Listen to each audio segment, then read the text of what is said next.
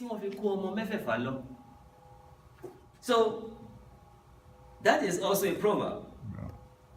Èrò yà wá, èrò yà wá, èrò yà wá. Or èrò yà wá o, èrò yà wá o, ẹ wá wo àwọn ọmọ mi mẹ́fẹ̀ẹ̀fà o, wọ́n beautiful. Come and look at my children, they are beautiful. Everything down so that you see. But this is out of Ileoduduwa. This is not just any proverb that somebody just created. It's to teach a lesson. And the lesson will be what? Teach you any better, a man for what jẹni. When your yam is big and ripe, when you cook it, keep it secretly until you're ready to give some out. Right? You can't just say, my yam is ripe. Everybody come and put it right at the corner of the room. Right?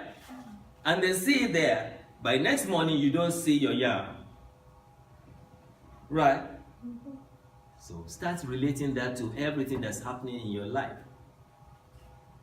Relate it to it because the time will come. Decision-making time. This is where I'm going with this. Decision-making time for you. Decision-making time for the young African and the young African in America. Issue any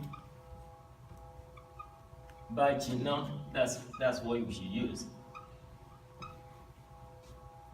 A máan fi ọwọ́ bò ó jẹ ni, right? Tí iṣu ẹni bá jiná,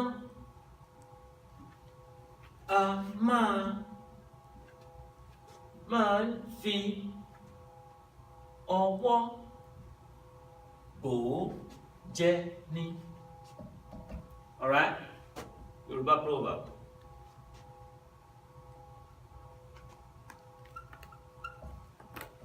So that relates to this. Right? It's not about greediness, but about what? It's not about being greedy. It's about what?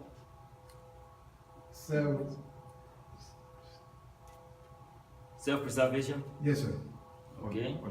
Overly showing off. Overly showing off. Or because when you are overly showing off, you go, and I'm so sorry, you have to apologize to thousands of people because you already made the publicity. Now, the thing did not come to fruition because of your planning, your approach to things. Right? It leads to all this. Ọ̀kẹ́rẹ́ bímọ mẹ́fà, ó ń kígbe èrò yà wá, èrò yà wá, èrò yà wá. Igbe èrò yà wá ló ń ké tí wọ́n fi kó àwọn ọmọ mẹ́fẹ̀ẹ̀fà lọ. Wọ́n kó gbogbo wọn lọ. Nothing left. You know, that's a wicked person, right? He didn't even leave one. As a surviving witness to the horror. You know. And then I related it to this one as well, which is a Yoruba proverb. Tí iṣu ẹni bá jiná, a máa ń fọwọ́ bò ó jẹni. They say that, and an Igbo friend of mine said to me, why Yorubas always saying, Ashiriabo, do this, they always cover stuff, I said, that's because you are Igbo. You don't get it. We are saying that not because of greediness. We are saying it because you have to be careful. Not everybody loves you.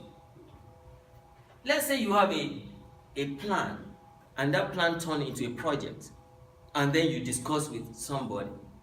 But before you brought your own out, the person already brought his own out because you discussed it with the person and he put his name there bold. Who is the winner? The person that brought it out first. In confidence, you discuss the idea, not knowing that the guy is capturing tape and getting information. It will be said, all right, come again. And then you be giving him all the information in your heart. And the following week, you just see it all over the place. Your idea is out. Now you are mad at your friend, but you can't be mad at the world. because he is the one to first step out.